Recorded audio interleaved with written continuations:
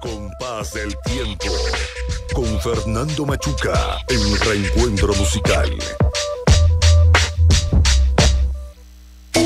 Mensajes y reflexión te acompañan cada día en Reencuentro Musical.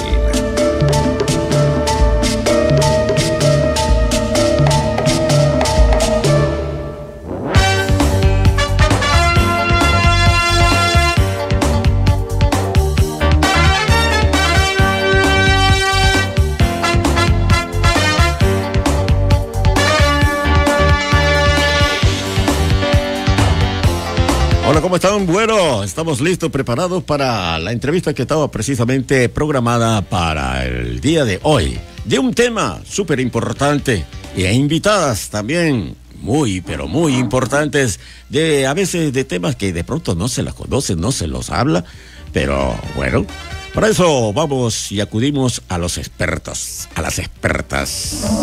Claro que sí. Y bueno, y como decía la publicación, precisamente en las diferentes redes sociales, de pronto, ¿cuántas veces le han dicho a usted que es una persona con TDAH? ¿Ah? ¿Usted conoce lo que es TDAH? ¿Ha escuchado hablar sobre eso? ¿Cómo está en su vida cotidiana? ¿No conoce? ¿No lo ha escuchado? O si lo conoce, no se atreve a hablar.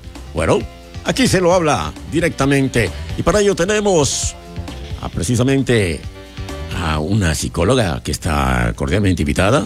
Ella es Ruth Guanipa, quien es psicóloga clínica venezolana, radicada en Colombia desde el año de 2008.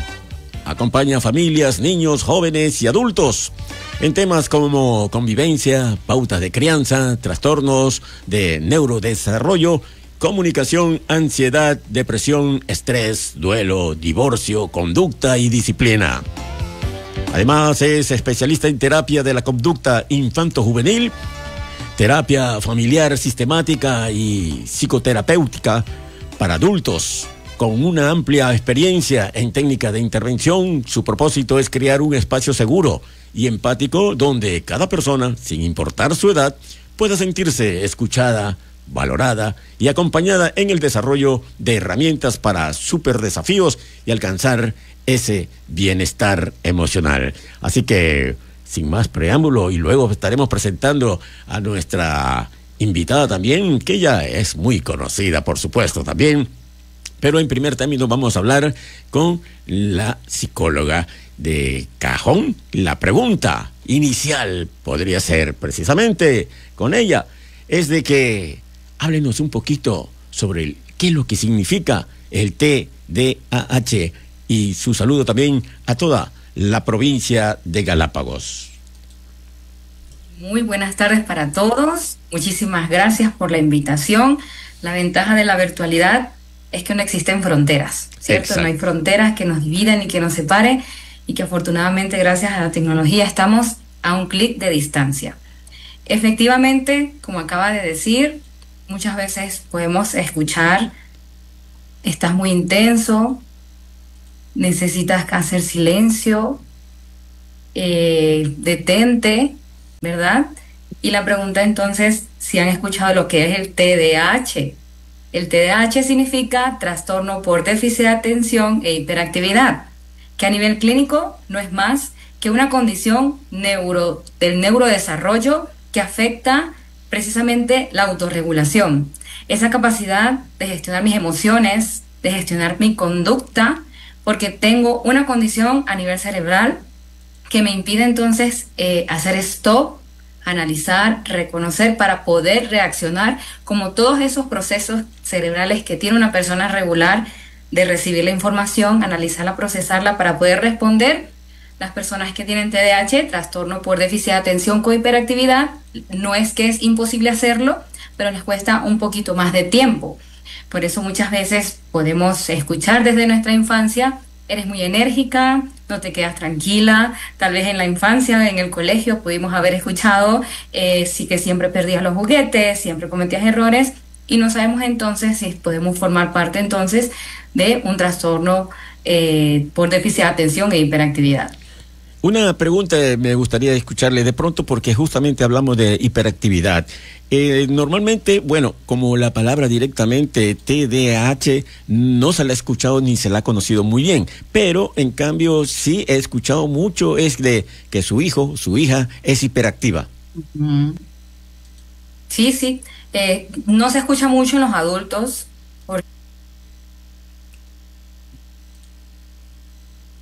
Se cree que la persona es ansiosa, se cree que su personalidad es muy intensa, pero esto viene desde la niñez. Nosotros nacemos y es posible para los padres que nos estén escuchando que escuchen constantemente en el colegio, en las reuniones familiares o cuando van hasta el supermercado a hacer las compras, que entonces su niño es muy inquieto, que no se queda tranquilo, que hace berrinches, que puede tener hasta situaciones peligrosas. Hay que tomarlo de la mano para poder cruzar la calle y esos son algunos signos de alerta que tenemos que tener a veces muy presentes. Muy bien. Bueno, así estamos conversando precisamente con la psicóloga Ruth Guanipá, y quien es pues la que estamos directamente, ¿de dónde nos está conversando? Disculpe, ¿dónde se encuentra usted en estos instantes? Me encuentro en Colombia. Allá bueno, en Colombia. De Colombia nos vamos mucho más lejos todavía. Imagínense cómo viaja la señal de Radio Santa Sí. Cruz. Ahora nos vamos a los países más altos, pero porque queda bien lejos, pero también está en los Países Bajos conocido por allá. ¿Y a quién tenemos allá? Pues nada más ni nada menos que a Yanina Murillo Chong. ¿Sí la conocen? ¿Sí se recuerdan? No, ¿cómo que no la van a conocer? Claro que sí. Además de que ella ha sido psicóloga también por más de 4 años y acompañándola de manera cercana también ha sido justamente ella, la psicóloga a la que estamos conversando, quien ha estado junto a Yanina también, porque ella pues tiene ese problemita, digamos, se puede decir, por decirle un problemita. Pero que es importante también de conocer de ella, ¿no? Yanina Murillo, ya saben ustedes que es una mujer 100% galapagueña, con carapacho incluido. Es también guía naturalista del Parque Nacional Galápagos, asesora de imagen y voluntaria activa de la Fundación Juanchitos al Rescate. Así que a los tiempos, mi querida Yanina. Además, recuerden ustedes que hace poco también se hizo el lanzamiento de el libro que ella escribió, Todos Somos Ella, que también comparte la experiencia justamente de sanación y el empoderamiento femenino. Bienvenida, Yanina, el pueblo de Galápagos te escucha. Hola, hola Fernando, muchísimas gracias por esa bienvenida. Muchísimas gracias por la invitación y porque en la última entrevista quedamos justamente pendientes de tratar un poco más sobre el TDAH y invitar a una persona que tenga las capacidades y que tenga el conocimiento y que sea una profesional en la materia como es la psicóloga, y que justamente la invité porque ella ha sido mi psicóloga por los últimos 4 años y ha vivido conmigo todo este proceso desde que recibí el diagnóstico de TDAH. Sí, y eso es importante, Yanina, porque, por ejemplo, la psicóloga es la que la ha venido acompañando, como dice Yanina, justamente los últimos 4 años. Pero aquí tenemos, fíjese, la versión de la persona que está siendo, tiene esta afectación, se podría decir, y además tenemos también a la psicóloga, quien está dando las pautas precisamente de cuál sería la mejor forma de la convivencia. Por ello quisiera preguntarte, Yanina, bueno, ¿qué es lo que primero sentiste cuando escuchaste que ese diagnóstico tenías en tu vida? La verdad sentí 2 cosas y muy fuertes. Sentí un poco de alivio, un poco de poder entender por qué era tan distinta, tan diferente.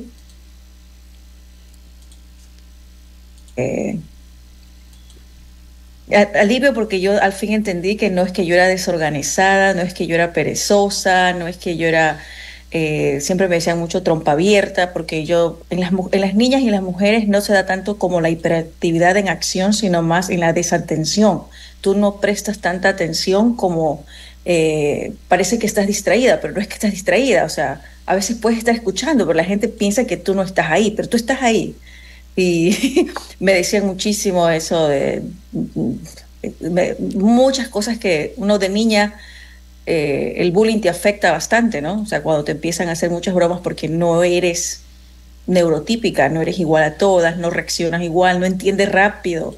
Yo no entendía rápido las bromas, no entendía que estaban haciendo una broma o me lo estaban diciendo en serio.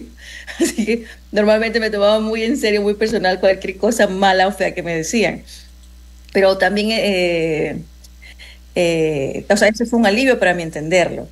Y entendí que mi cerebro funcionaba diferente. No sentí que era una persona distinta o que me afectaba o que era mala o que tenía alguna deficiencia como mucha gente piensa, y la doctora me encaminó con la terapia y con todo lo que hablamos y todo lo que descubrimos a saber y entender que eso no era que mi cerebro estaba dañado, no era que yo estaba rota, no era que yo era hipersensible o trompa abierta o que olvidadiza o que no tenía organización.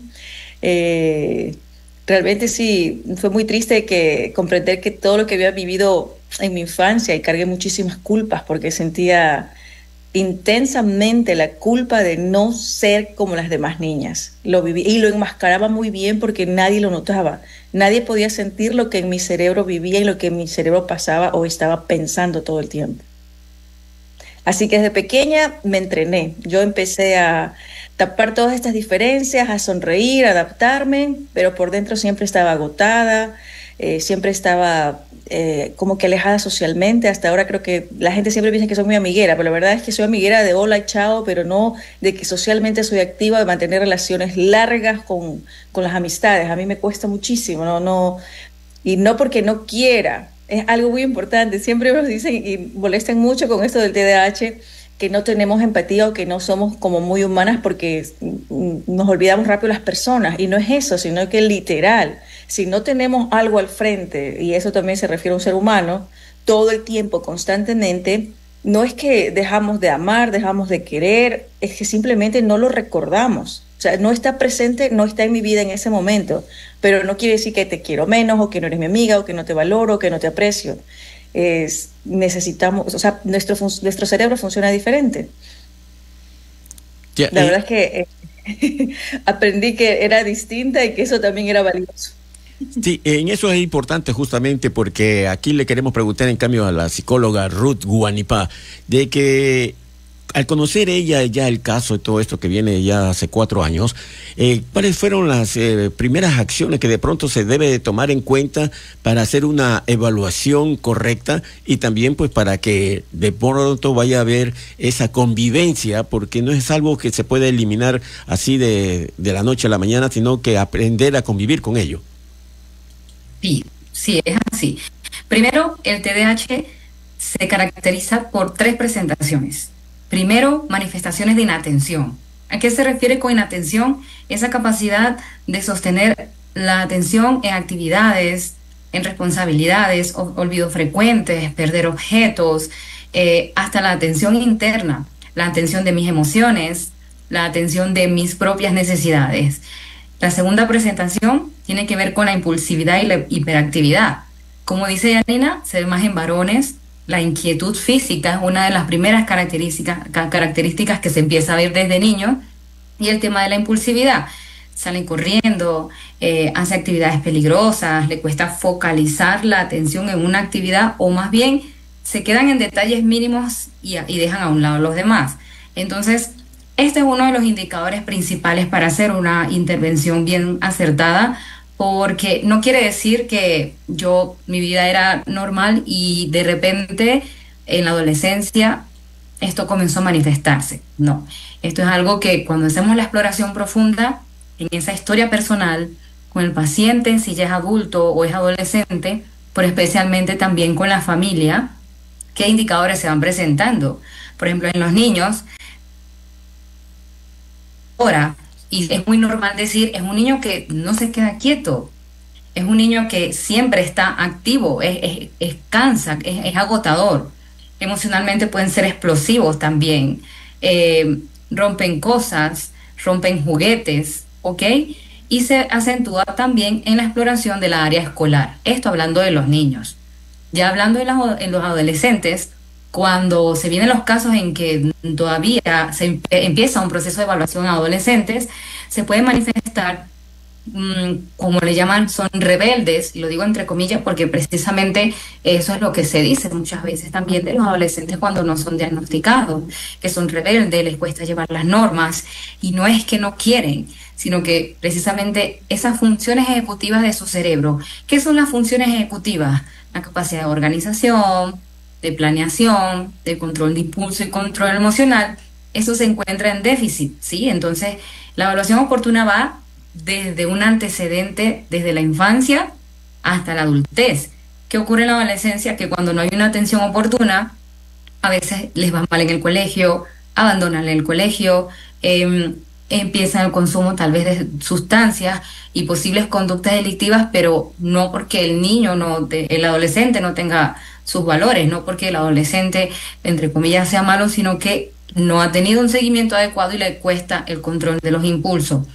Y ya en la adultez, entonces, ¿qué pasa? Ya que más o menos el caso, cuando comenzamos a trabajar con Janina, no solamente es el TDAH, sino posiblemente al no ser atendido a tiempo, situaciones emocionales, como tal vez depresiones, ansiedad, así como ella misma manifestó, sensaciones de culpa, autoestima muy frágil y confianza.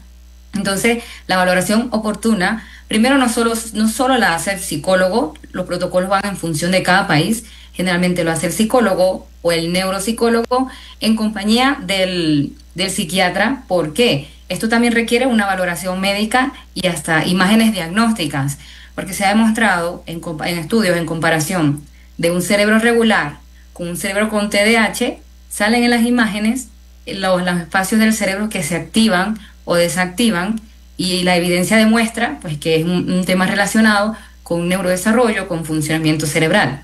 En conclusión, la valoración oportuna se hace desde que se hace esa exploración profunda desde las características de la infancia, que tiene que estar presente desde la infancia, desde antes de los 7 años, y constante.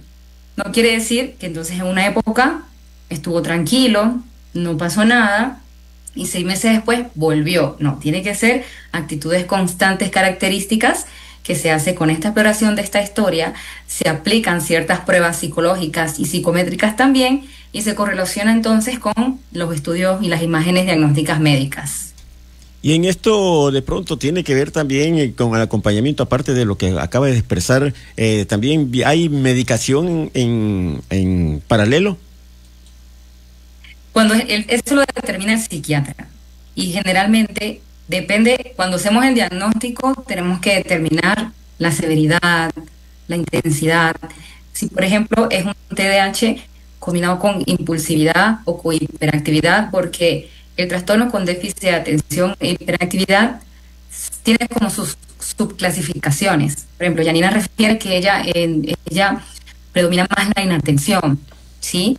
Entonces, en algunos casos sí requiere medicación, porque si me cuesta concentrar para hacer algunas actividades, ¿cómo puedo lograr mis metas? Si tengo mucha actividad motora, ¿cómo separar? ¿Cómo logro parar para poder alcanzar mis objetivos? Entonces, en la mayoría de los casos, ya cuando son adultos o cuando tal vez no se siguió un tratamiento psicoterapéutico o de rehabilitación adecuado, sí se requiere medicar. Ya, bueno, Janina, realmente contigo veníamos inclusive hace poco viendo una publicidad en la que, no una publicidad, perdón, una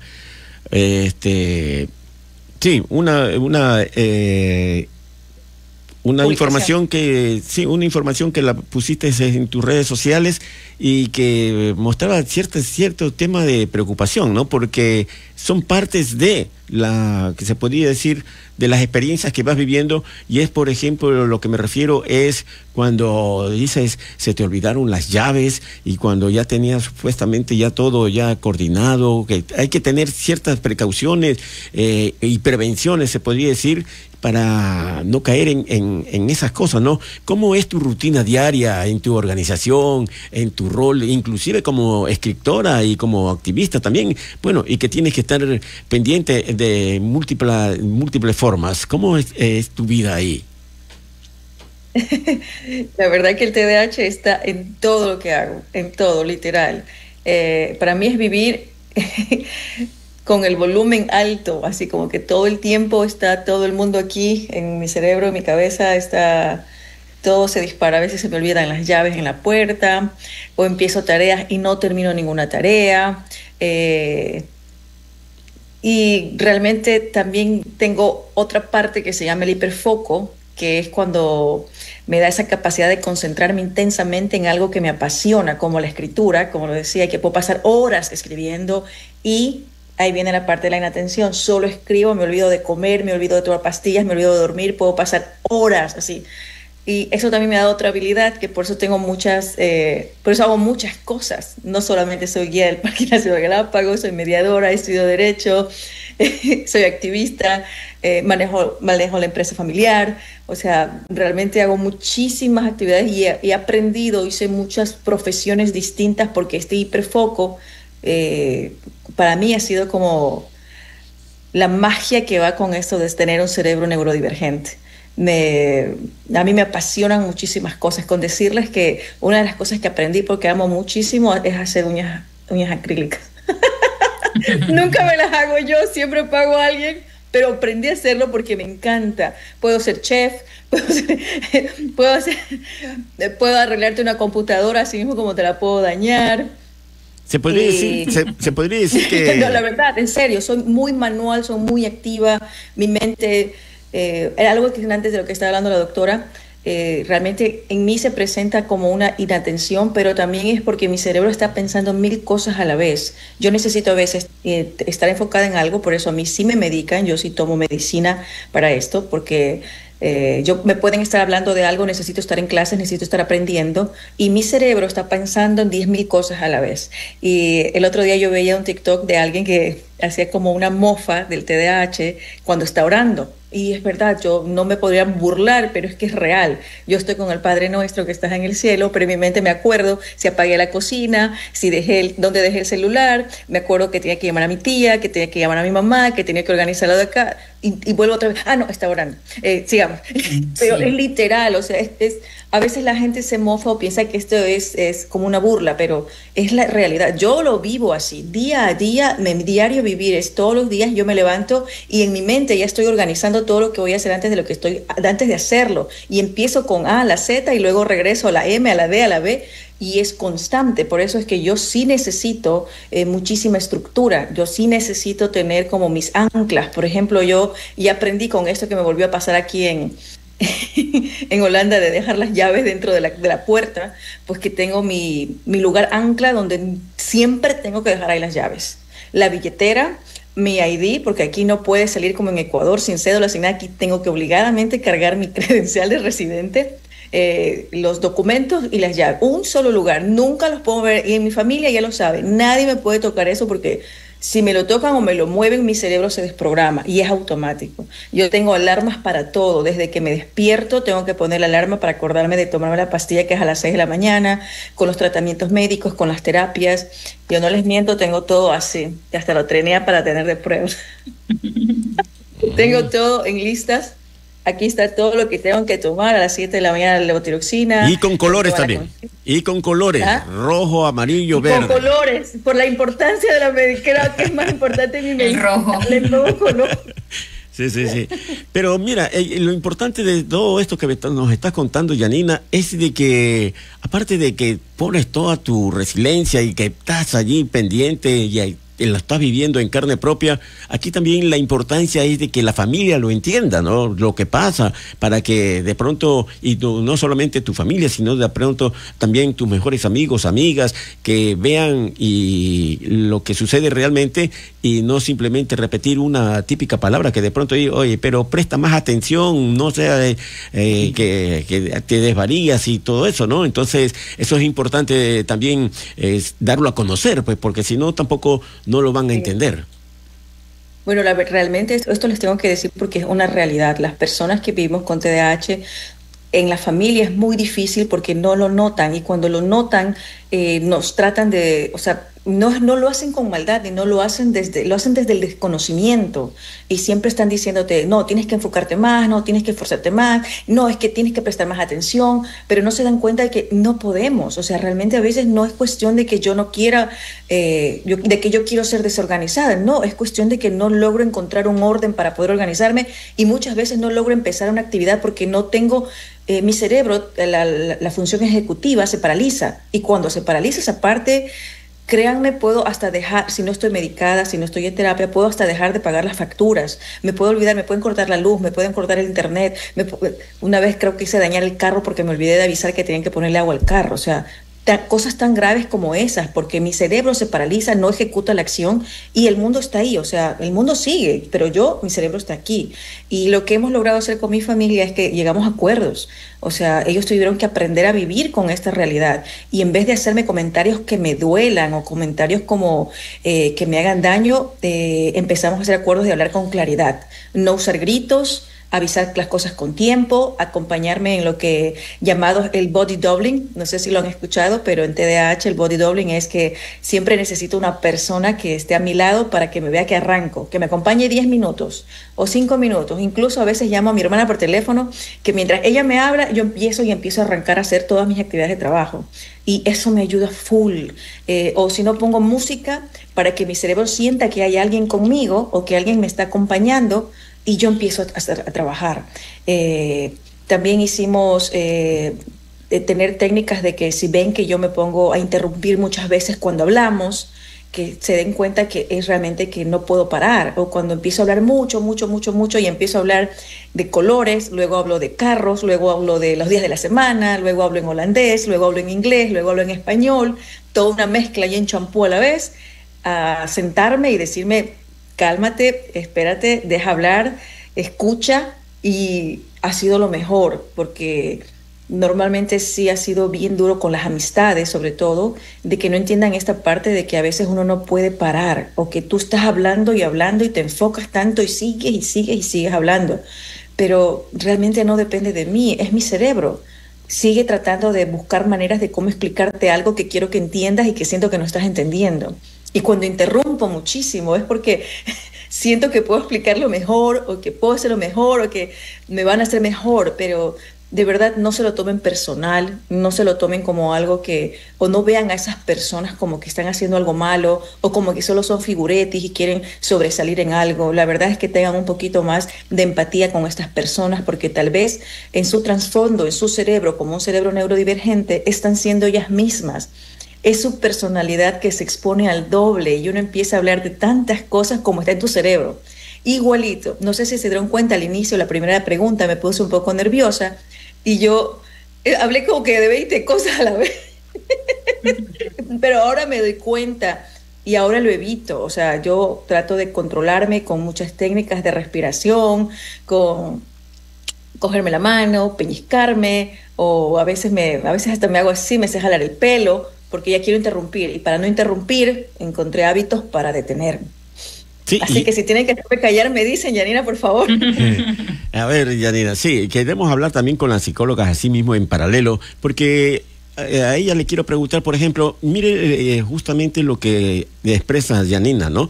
De que ha tenido que cubrir en ciertas formas todo esto para sobrellevarlo de una mejor manera, es con diferentes tipos de actividades, con diferentes tipos de acciones que de pronto le ayudan a sobrellevar esto y a mantener ese control. Más o menos así son las cosas que debe de hacer la persona, o cada uno también tiene diferentes formas, ¿no? Porque cada vez el mundo en las cabezas, en los mundos en la cabeza de cada persona son mundos diferentes, y de pronto también pueden hacer diferentes cosas a lo que está expresando Yanina.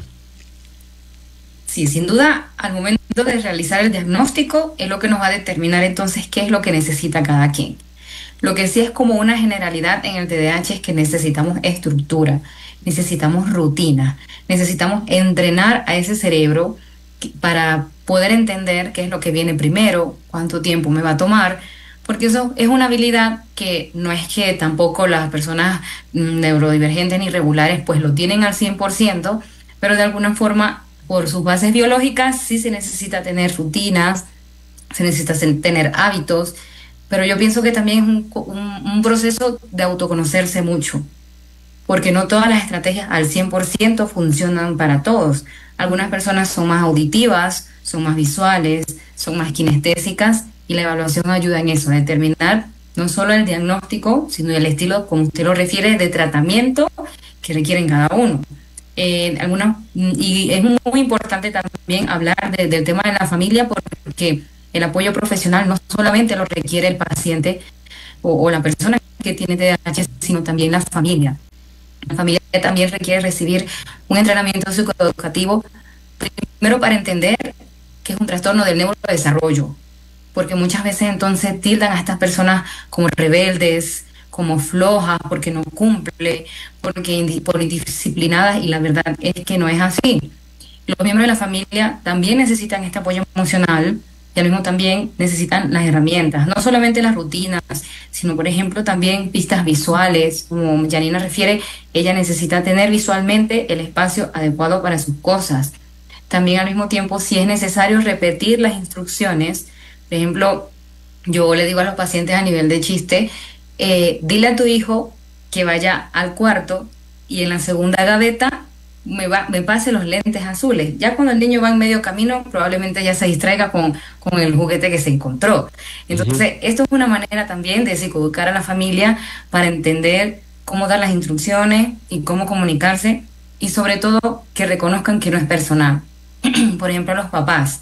Los papás pueden sentirse muchas veces muy agotados por tener que dar las instrucciones muchas veces. Pueden sentir también mucha culpa tal vez por los fracasos académicos.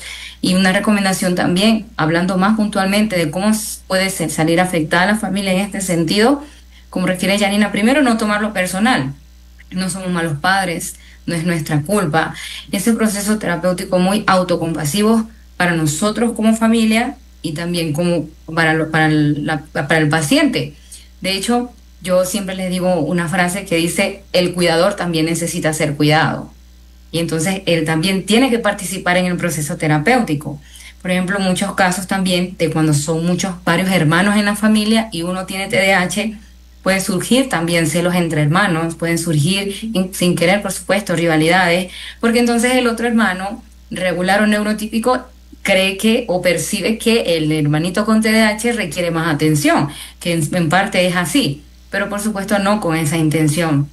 Y más allá de las familias también, ya hablando, como usted refiere, de las amistades o hasta de las mismas parejas, las relaciones de pareja son muy complejas también en los pacientes con TDAH, porque les cuesta este control de impulsos, porque el tema de la regulación no solo es conducta, de que no puedo hacer cosas y de que se me olvidan, sino es aprender también a regular las propias emociones. Reconocer lo que es la rabia, por ejemplo, antes de explotar.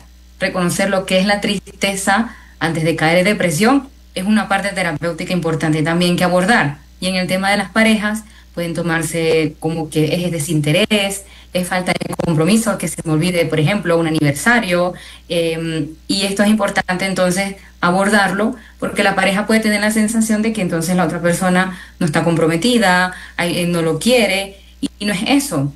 La herramienta para esto entonces es psicoeducar en parte también a la pareja, para entonces, dentro de lo posible, ayudarse con alarmas, las fechas importantes en los calendarios, trabajar en esa comunicación, tanto en familia como en pareja, muy abierta desde el respeto y desde la empatía, para que entonces de esta forma pues se minimice la probabilidad de que surjan los conflictos.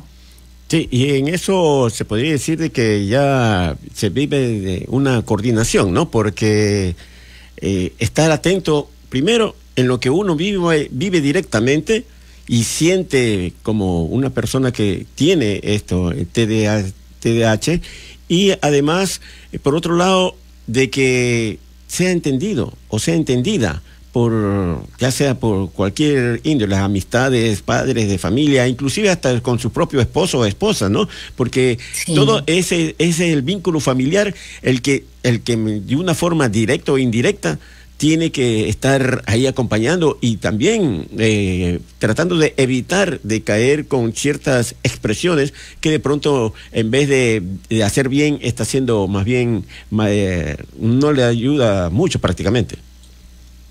Claro, yo, Fernando, siempre digo que un diagnóstico no nos define. No es para limitarnos, sino para entender el por qué me ocurren las cosas y las herramientas que voy a necesitar. Y a las familias, parejas y las personas, o hasta la misma persona que tiene TDAH, el reconocer que una conducta no me define siempre. Un olvido no me define. Un error, el haber dejado las llaves, el haber olvidado un aniversario, porque entonces, si no se está dentro de un proceso terapéutico oportuno, afecta la seguridad, afecta la autoestima, siempre se vivirá con culpa. Y la otra parte que está acompañando a esas personas, la recomendación o como que el punto importante de esto es el reconocer que un diagnóstico separa de quién es por esencia. Es una persona, es muy amable, es respetuosa. En el tema de las parejas, estoy con ella por sus valores, por su admiración y un sinfín de cosas, porque sin querer, producto de la molestia, de la frustración, de las cosas que pasan, unimos entonces, o sea, lo vemos como intencional. Entonces decimos, por ejemplo, con el ejemplo del niño, si es muy desordenado, si siempre olvida hacer las tareas, eres desordenado, eres indisciplinado. Ya empezamos a definir a esa persona por ese comportamiento y dejamos a un lado quién es genuinamente. Al final es un niño, al final es una persona con muchas cosas buenas, pero sin querer, entre la emoción de todas las cosas que pasan, no logramos ver esa diferencia. Sí, y justamente eso es lo que quería preguntarle a Janina ahora, porque, bueno, ella vive prácticamente en dos mundos, se podría decir, ¿no? Estás allá en Europa y después tengo que también venir por acá a Galápagos, estás también ahí con tu familia, estás con tu esposo. ¿Cómo ha sido esa convivencia? ¿Cómo ha sido precisamente sobrellevar esto y bueno, y lo que has recibido como aportes precisamente, ¿no? Porque hay momentos que también no siempre tienes compañía, sino que también estás sola. La verdad es que ha sido un reto bien grande, vivir entre Galápagos y los Países Bajos con TDAH. Primero que tuve que empezar a cambiar toda mi estructura y todas mis... como uno ya viene creando todos sus espacios desde que me levanto, me voy a acostar y todo. Al principio me costó muchísimo primero adaptarme al clima, a que aquí no hay sol, o sea, muchos meses del año no recibes, no ves la luz solar, y eso me mataba porque vengo de Galápagos, imagínense, 24 horas al día, o sea, todos los días tiene sol, y aunque sea unos días nublados, aunque haya lluvia, sabes que hay sol, y aquí eso me costó mucho, fue un reto súper grande, volver a poner rutinas, volver a crear mis espacios donde yo tenga mis recordatorios, crear mis lugares anclas, crear todo esto de... fue como volver a empezar todo de cero, porque primero aprender un nuevo idioma, necesitaba enfocarme muchísimo, justo estoy ahora en clases y no se imaginan lo difícil que es la pronunciación, es un reto gigante. El holandés no es como un alemán, o sea, es como chuta, y no crecimos con eso en Galápagos. En Galápagos el inglés lo machucamos todos los días, desde que nacemos, vemos los turistas, nos sentimos como identificados, las canciones, la música. En Latinoamérica el inglés ya es parte de nuestras vidas, pero el holandés, o sea, escuchamos mucho más italiano, mucho más francés, escuchamos alemán, pero holandés muy poco. Pero la verdad es que es un reto, y ha sido con la familia el reto de comprender por qué me olvidaba las cosas tan simples, o por qué podía llorar con tanta intensidad, o por qué tenía tantas emociones revueltas y tenía muchas desregulaciones emocionales que no lograba controlar. Al principio fue duro. Porque el TDAH también toca mucho las emociones y a veces la gente no lo cuenta, no lo dice, pero en mi caso particular, como lo he vivido yo, es que puedo estar súper triste, algo me causa muchísima hipersensibilidad y llorar, y de la nada pasó un barquito de colores y se me fue las lágrimas, se me fue todo y empecé con otro tema. Y es muy difícil comprender si esa persona está sufriendo, está alegre o ya se le pasó. Y a veces yo sigo en mi tristeza, sigo en mi depresión, solo que cambió el panorama y hablé de otra cosa porque pasó otra cosa en mi mente, pero no quiere decir que ya no lo sienta, está todavía ahí. Y solamente que hacemos la palabra masking, no sé, creo que la dije antes, que enmascaramos muchísimo con este masking todo lo que nos pasa, todo lo que sentimos. realmente sí ha sido bastante complicado, pero vamos bien, ya vamos mejorando. Ya creo que esta es la primera vez que tengo ya 4 meses seguido aquí. He pasado bastante tiempo sola también porque mi pareja viaja mucho, entonces tampoco es que tengo el acompañamiento y no tengo amigas, recién las estoy medio conociendo ciertas personas, no tengo nadie de familia cerca alrededor. Aquí nunca hablo en español si salgo a las calles, si salgo a cualquier lado, todo el mundo habla, bueno, gracias a Dios todo el mundo habla en inglés, también le hago al holandés, entonces no uso español, y que es mi idioma materno y que lo extraño muchísimo. La comida, no se imaginan lo que extraño: un bolón, un encebollado, un tigrillo, lo que extraño. Y mucha gente me dice, pero ¿por qué no te lo cocinas? ¿Por qué no te lo haces? Les juro que aquí primero no hay todos los ingredientes. No hay los ingredientes, no hay los ingredientes, exactamente, no hay los ingredientes. Y no saben igual tampoco. Y no saben igual, no sé por qué yo hago un bolón, pero aquí no consigo todavía como que la carne para hacer chicharrón, lo venden muy procesado, no encuentro, no me sale igual. El queso fresco aquí no existe, aquí no lo venden, no lo puedo. Y aparte que si vine aquí a aprender y vine aquí a integrarme en esta sociedad, lo importante es que yo aprenda las costumbres de aquí y que yo coma como ellos comen, porque sería chistoso que yo venga acá y traiga todo lo mío de acá y que aprendí de aquí. ¿Qué es la experiencia que me llevo? ¿Cuál es la cultura que estoy aprendiendo?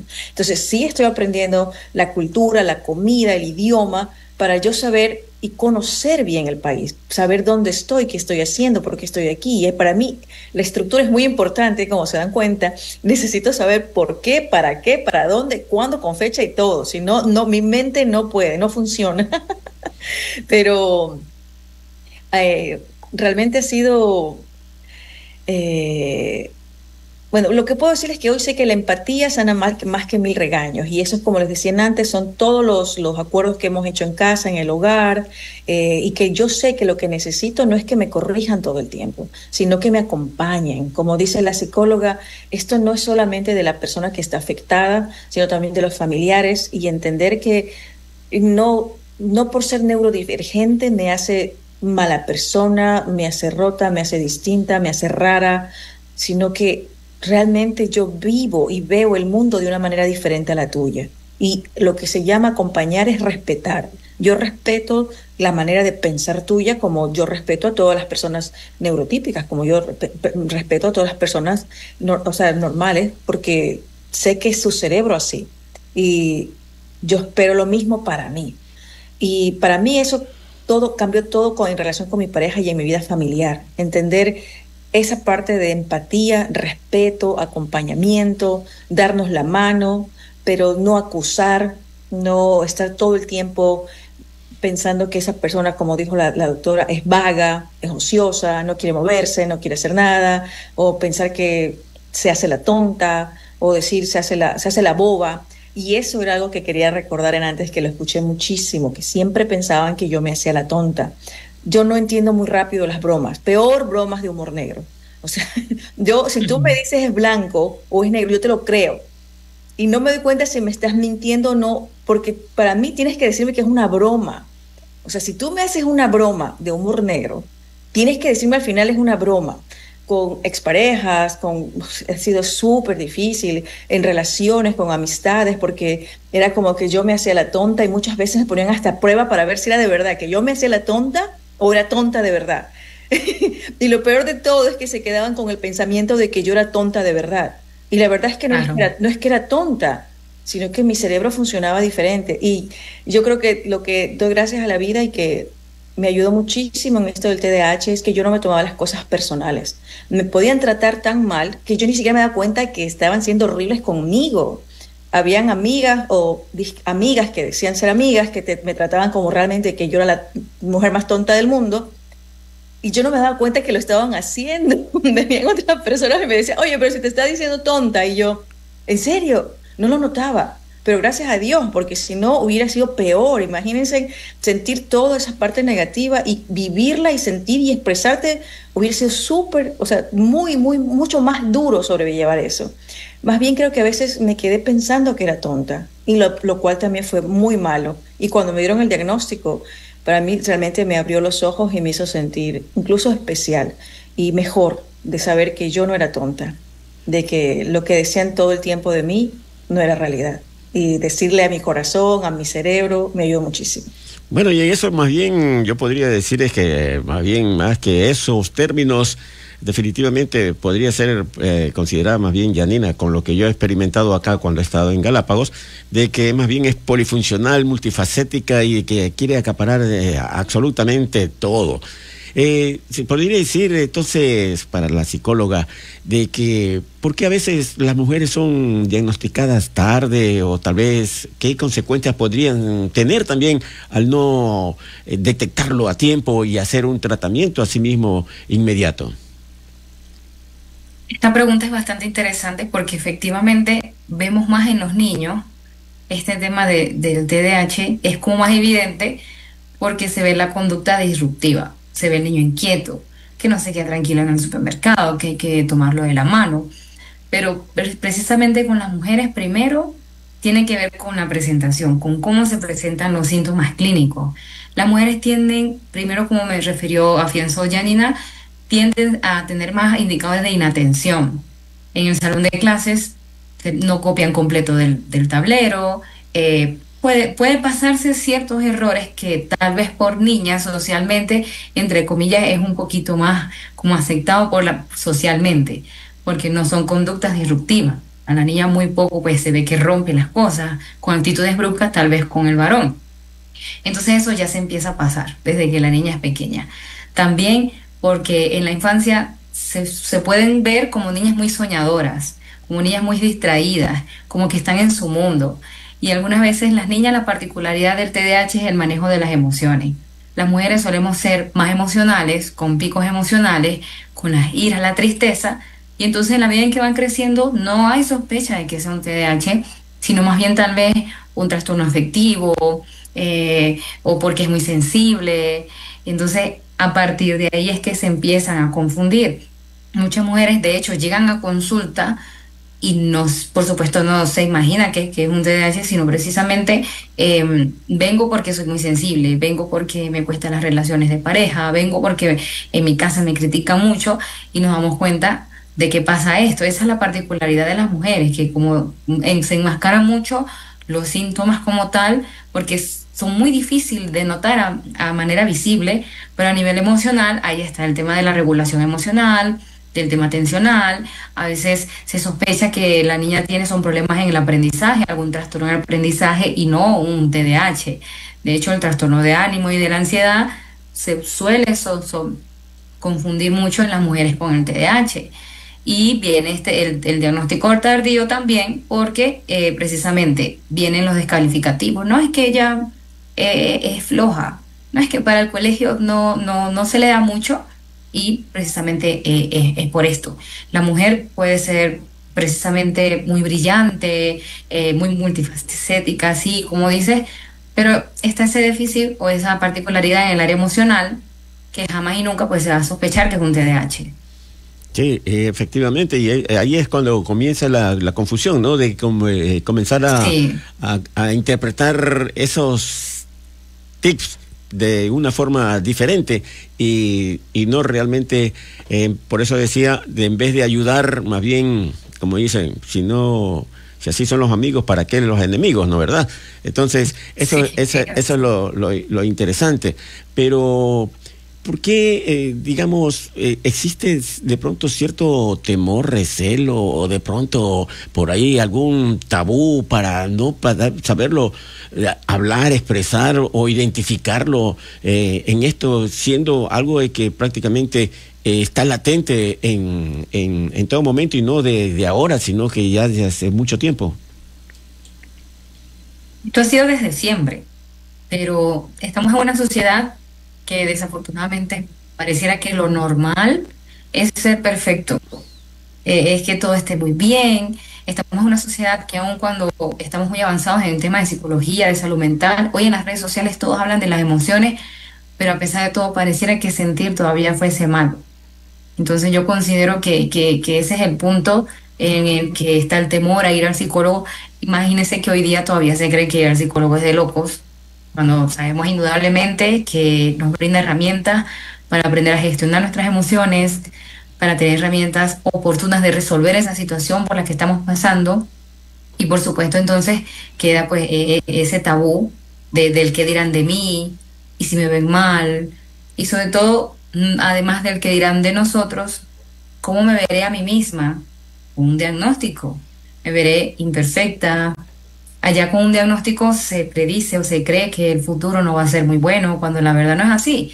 Siempre se recomienda un diagnóstico a tiempo. ¿Qué pasa con los diagnósticos tardíos? Cuando yo hago entrevistas a las mamás, estas conductas sí se ven desde niñas, desde la niñez, pero entonces los mismos padres pues o lo normalizan o lo niegan porque no quieren que sus hijos tengan una etiqueta, pero entonces no nos damos cuenta de las repercusiones que esto puede traer al futuro. Entonces el motivo es muy variado, el tema de la sociedad, el que dirán de mí, el miedo o el mismo desconocimiento de qué significa recibir el apoyo psicoterapéutico, hasta el apoyo psiquiátrico. Sí, y eso quería preguntarle también ahora, en cambio, a Janina. Definitivamente, cuando ya comenzaste a identificar todo esto, seguramente dijeron, como acaba de decir justamente la psicóloga, ¿no? Tienes que ir a ver un psicólogo, tienes que ver, pero enseguida uno viene, oye, pero es que no estoy loco, porque es el término común y corriente de la gente que no entiende que lamentablemente la psicología no solamente es para los locos o los que están mal de la cabeza, ni nada de eso, y que pierden los estribos fácilmente, que conozco mucha gente sana y que simplemente así, de por sí se pierden y están más confundidos que.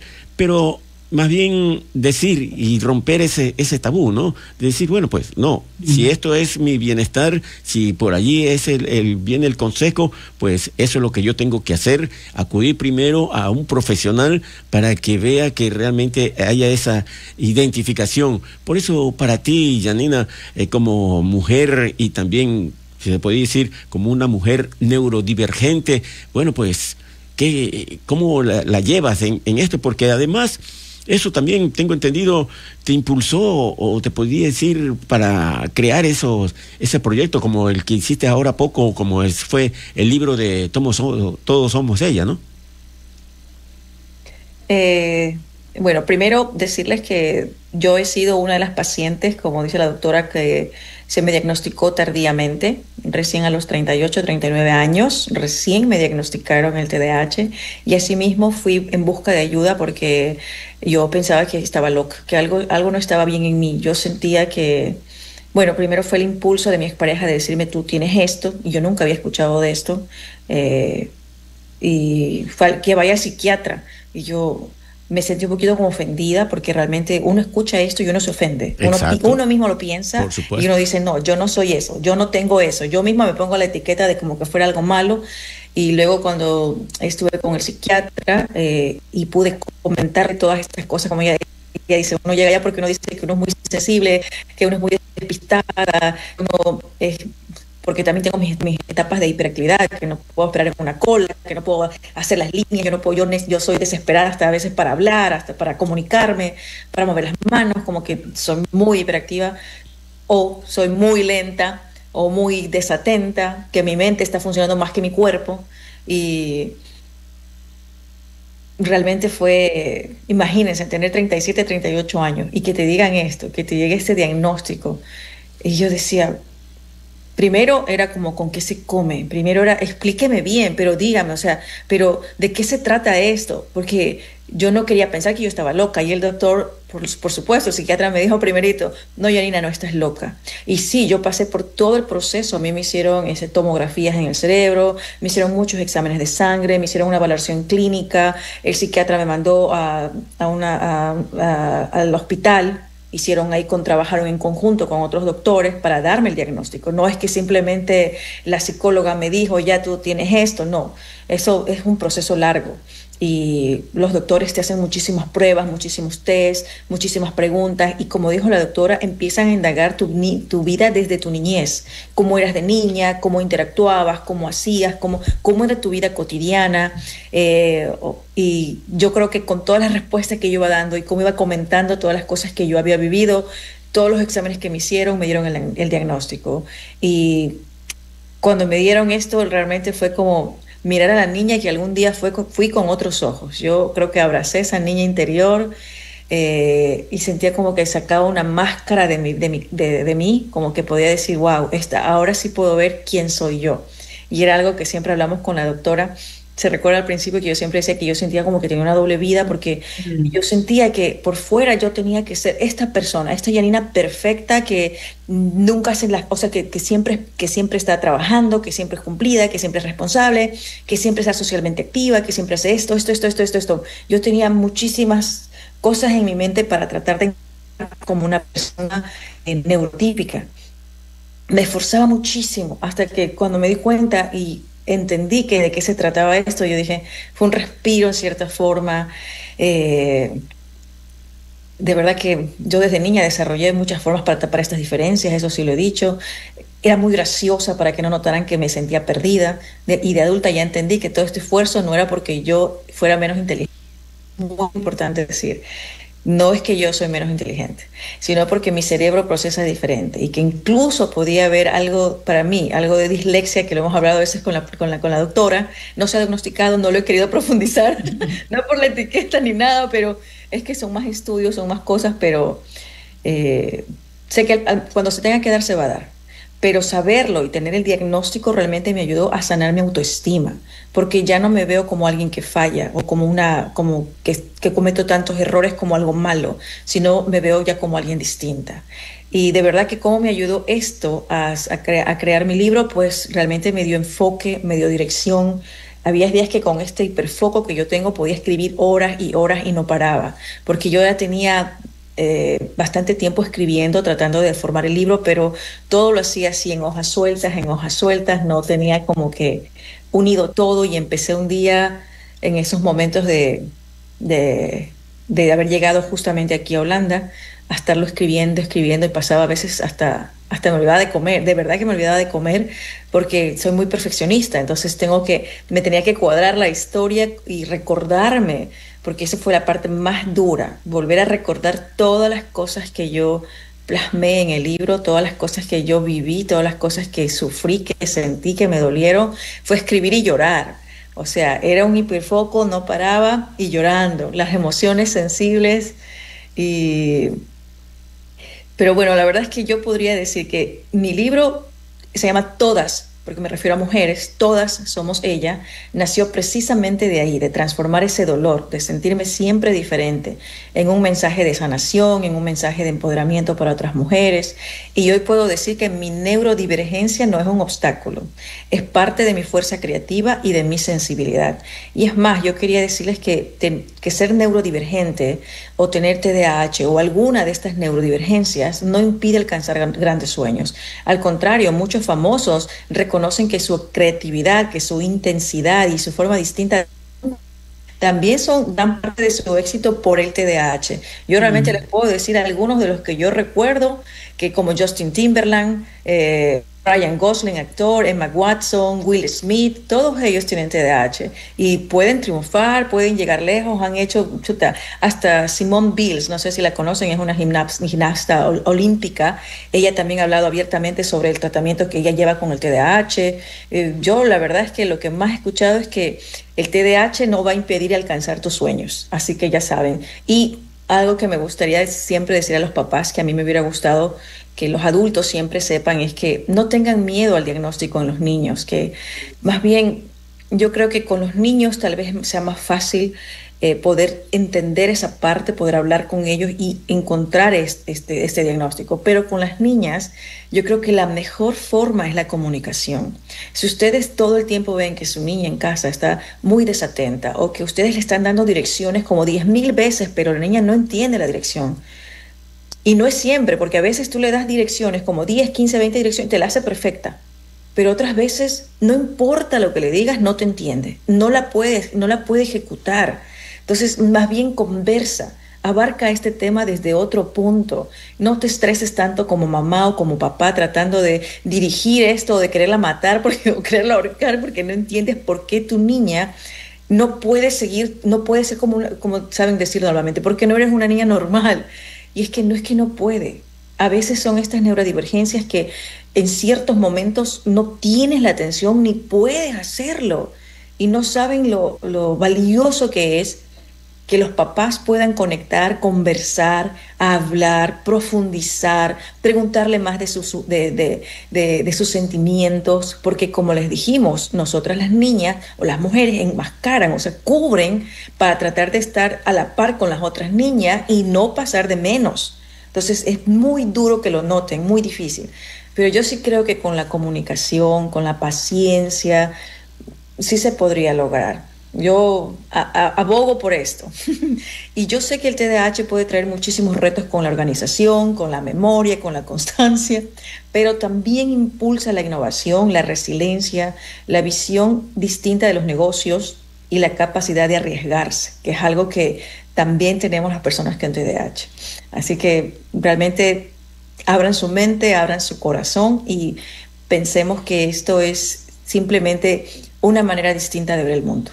Sí, una manera distinta de ver el mundo, y precisamente eso nos va a decir también la psicóloga, porque algo interesante que yo noto, y seguramente nuestros amigos oyentes y televidentes, es de que esto no es como para verlo o sentir lástima ni tener preocupaciones, sino que más bien sacarle el mejor provecho, porque son ciertas aptitudes, habilidades que de pronto van saliendo y que más bien se las deben de fortalecer. Y eso es lo que prácticamente veo y denoto que lo tiene Yanina, que es más bien de las cosas negativas, más bien las ha vuelto en positivas. Sí, es así. La recomendación es fortalecer, sobre todo, en la sociedad nos ha enseñado más bien a prestarle más atención a las cosas que no nos salen bien versus lo que sí nos sale bien. Y en muchos de estos casos son personas muy artísticas, muy innovadoras, comerciantes, emprendedoras, así como Yanina, que tiene demasiado. Pero cuando son niños, más bien si a mi niño no le va bien en matemáticas, vámonos con las clases especiales de matemáticas, y sin darnos cuenta de que probablemente es un futuro artista, vamos a reforzar también esas cualidades y esas potencialidades de ese futuro artista. Lo que podemos decir ante esto también es que entender que el TDAH no es que tampoco es una moda, porque ahora parece que todo el mundo, la persona que escucha el tema de la atención se empieza a sentir familiarizado con eso. No todo es TDAH, no es un problema de voluntad, sino que precisamente es una condición del neurodesarrollo que requiere mucha paciencia, mucha empatía, pero sobre todo también mucha prevención. No normalizar todos estos aspectos que vamos viendo tal vez de nuestros hijos, de nuestros adolescentes, o hasta nosotros mismos. Desde el testimonio de Yanina, ella venía diciendo que algo pasa conmigo. Ella se describía a sí misma, ¿será que estoy rota? Y no es eso. Todos tenemos cosas buenas, todos tenemos fortalezas, y un diagnóstico no es una sentencia de muerte como una oportunidad. Llegamos a hablarlo porque ya con un diagnóstico se cree que ya no voy a poder, sino que todo lo contrario. Es el comienzo de un camino para entender por qué me ocurre esto y para darme la oportunidad de seguir fortaleciendo mis cualidades, y lo que haya que corregirlo o mejorarlo o ajustarlo, hacerlo con mucho amor, no tanto de las personas que te rodean, sino que yo creo que la clave fundamental y la transformación de Yanina fue cuando empezó este proceso terapéutico de autocompasión. No verme como la equivocada, no verme como la rara, sino que sencillamente verme como una persona con fortalezas y debilidades, así como todos los demás. Pero entonces no es que mis metas no van a ser inalcanzables, tardaré tal vez un poquito más, pero claro que se puede llegar. Bueno, y precisamente ya en esto,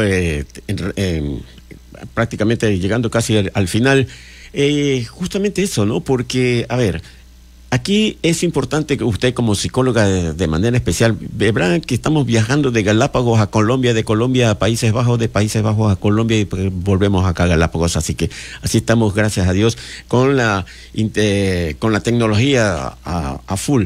Pero lo que quería llegar, mi estimada psicóloga, a ver, es de que ¿qué le podría decir usted a las familias que seguramente están escuchando y viendo? Unos 3 consejos prácticos como para esas familias que de pronto conviven con personas con TDAH y que de pronto inclusive ya aprenderlas a detectar, a ver esos tips, también esas alarmas para no tener esos recelos tampoco. La alarma principal, por decir así, o la señal principal de alerta cuando tenemos niños pequeños, es que estas conductas son muy constantes. No es una etapa, no es porque si cambió de colegio vamos a darle tiempo a que se adapte, no es porque todos los niños sí tienen su desarrollo, algunos alcanzan más cosas que otras, pero la verdad es que si hay un límite hasta que lo vaya a lograr.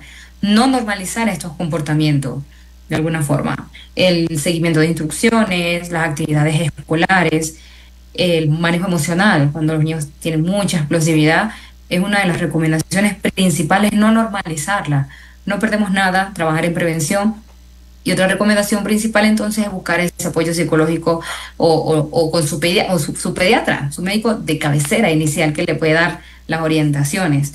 Otra recomendación, ya como tal, cuando empezamos a sospechar o hay un diagnóstico de TDAH, tener las rutinas muy claras, estas normas, estas instrucciones, preferiblemente no las instrucciones que sean largas y varias instrucciones al mismo tiempo, sino dividirlas en subdivisiones, no como les mencioné hace rato.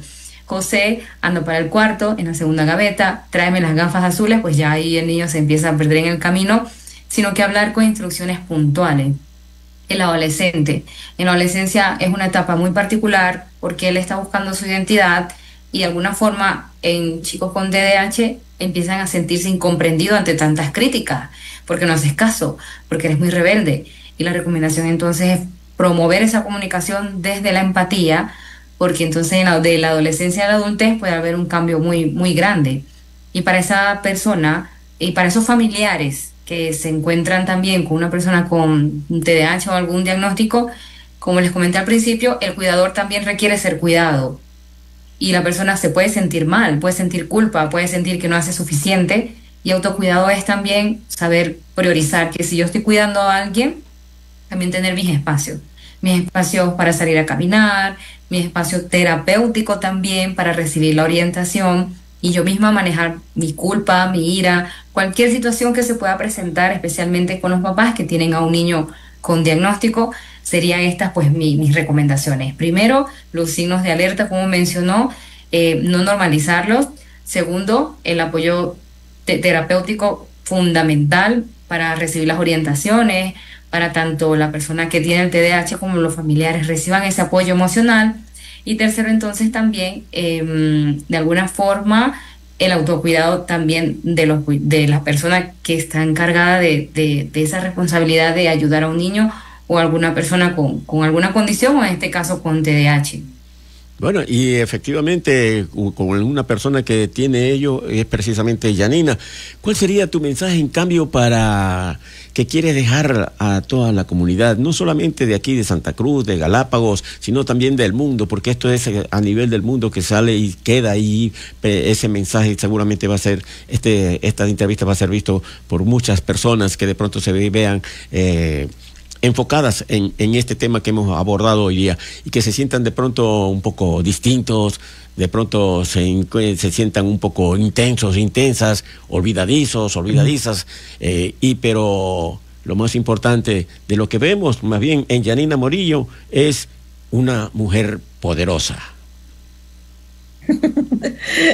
Bueno, primero yo creo que siempre lo estoy diciendo, pero quería volver a repetirlo, y es que tenemos la idea equivocada de que ir al psicólogo es que estamos locos, estamos mal, que por qué voy a ir, que para qué voy a hablar, que para qué me voy a expresar, si eso lo puedo hacer yo sola con el espejo, que si ya estoy en una consulta, voy a una consulta con la psicóloga y pienso que ya me va a sanar, y si no me sana, pues no vuelvo.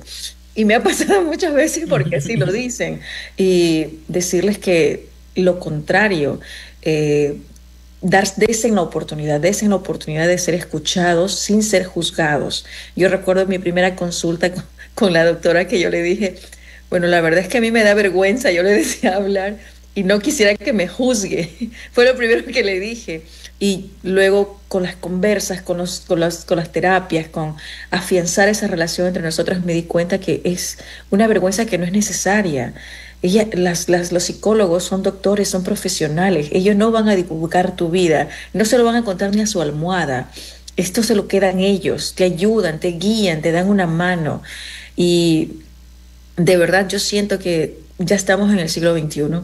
Ya seguir pensando que solo los locos van al psicólogo, ya de verdad es una forma muy retrógrada de seguir viviendo en esta actualidad. Y reconocer que necesitamos ayuda no nos hace menos. Reconocer que necesitamos un acompañamiento, que necesitamos ser escuchados, que necesitamos validar nuestros pensamientos o aclarar nuestros pensamientos, es muy válido. Que no tengamos vergüenza, no tengamos miedo. Y para las personas que tienen TDAH, quiero decirles que no están solos. Vivir con TDAH es un viaje distinto, pero también está lleno de colores. Yo sé que olvidamos cosas, nos cuesta empezar, sentimos todo más fuerte, pero también somos muy apasionados, creativos, somos sensibles. Y yo he aprendido que esta diferencia no es un defecto, realmente es un idioma. Para mí esto es hablar otro idioma. Y lo importante es aprender a hablarlo con amor. Y eso sí lo digo desde el corazón. Soy una persona que siempre habla mucho del amor. Así que, y que yo sé que hay herramientas simples que pueden cambiarte la vida. O sea, una lista visual para el día, así como lo que les enseñé de las medicinas, como lo divido hasta en colores, los horarios, una pausa para respirar antes de contestar. A veces nos ponemos muy eufóricos y nos tomamos a veces algo tan personal y nos olvidamos respirar, hacer ese ejercicio y luego contestar. Siempre tener o pedir ayuda, una persona que me acompañe para que al inicio de alguna actividad me empuje a poder realizarlo.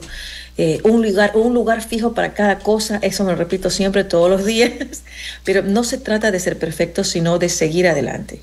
El TDAH explica cómo funciona mi mente, pero no define quién soy, eso no lo olviden.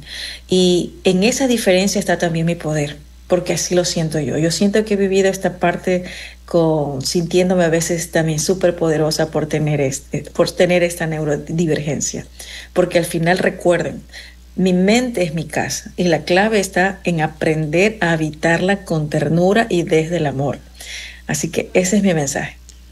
Perfecto, mi querida Yareida. Bueno, realmente es interesante porque fíjense que, por ejemplo, ahorita lo que vamos a hacerle ya también la última pregunta, porque se me estaba pasando algo por alto, mi estimada psicóloga, Ruth Guanipá.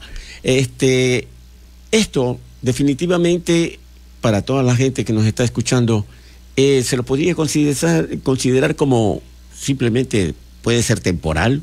¿Tiene de pronto la cura, la superación, o es algo que va a tener permanentemente, pero que tiene que haber una verdadera adaptación? Nosotros nacemos con la condición del TDAH. En la medida de que el bebé se está formando en la barriga, su formación cerebral ya nos va anunciando, y en la medida que el niño va creciendo, va mostrando las manifestaciones conductuales. Con esto se nace. Por eso es que es muy raro hablar de un TDAH en adultos, porque esto se ve desde niño, ¿sí? Pero entonces, con el tratamiento psicológico, farmacológico, digamos que se minimizan los síntomas atencionales. Hay niños que la parte conductual sí es bastante fuerte, y hay niños que sí son medicados, y eso puede disminuir. Pero la verdad es que, por ser una condición del neurodesarrollo, estaremos con ellos siempre, pero no quiere decir que los síntomas siempre van a estar presentes a nivel de intensidad ni a nivel de frecuencia. ¿Cuál sería el objetivo al recibir el apoyo multidisciplinario? Precisamente que la frecuencia vaya siendo menor y la intensidad también vaya disminuyendo. Pero decir que me curé de un TDAH no es así, pero precisamente no hay tantos diagnósticos de adulto, porque hay conductas que sí disminuyen. Por ejemplo, ya el tema de la impulsividad y de la hiperactividad no se ve tanto en niños, se ve más en niños que en adultos, y pues se puede pasar por alto.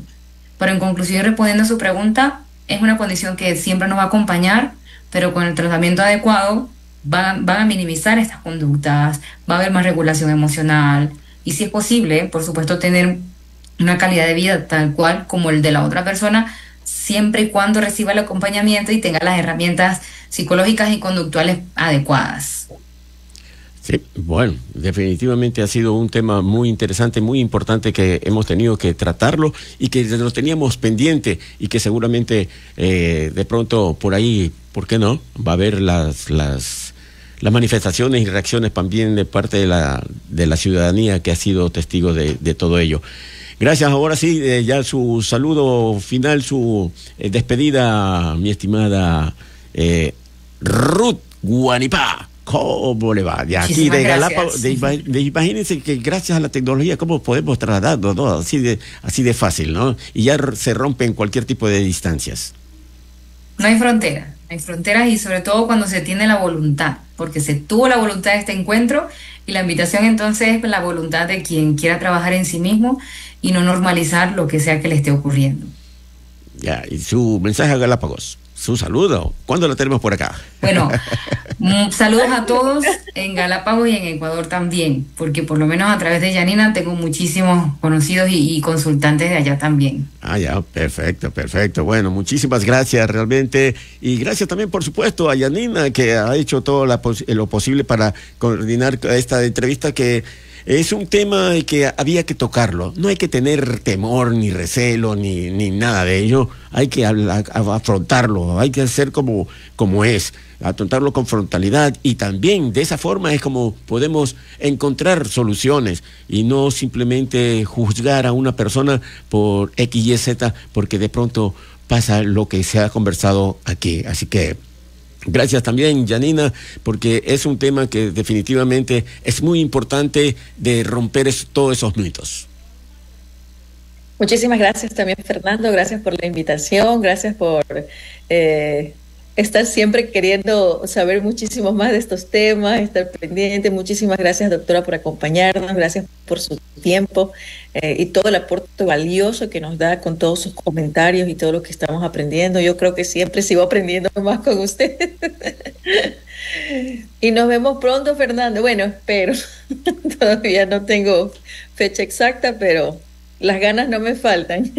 No, seguro, eso ya aquí ya está, ya estamos trabajando en ello y hay algunas sorpresitas muy interesantes también, ¿eh? Así que gracias a todos nuestros amigos, por supuesto. Disculparán si de pronto se extendió la entrevista, pero era necesario, porque estos temas casi nadie se atreve a hablarlo. Pero aquí, al menos este servidor, sí toca todos esos temas que realmente importan e interesan, afectan también a una comunidad, pero que hay que conocerlas. Lo que no se conoce, no se lo puede tratar. De lo que no se conoce, tampoco se le puede encontrar solución. Por ello, aquí, al menos, a través de esta entrevista también que va a salir por Puerto Visión TV, también, por supuesto, lo pueden ver usted en horas de las 8 de la noche en Puerto Visión TV. Así que para que usted lo vea y lo analice y vea en su entorno, a ver si su hijo, su hija, sea pequeño o inclusive ya señoritas, de pronto ya refleja alguno de esos tips que se ha conversado en esta tarde. Así que estén atentos, siempre presten mucha atención a su alrededor y no juzguen por algo que ustedes de pronto aún no lo conocen.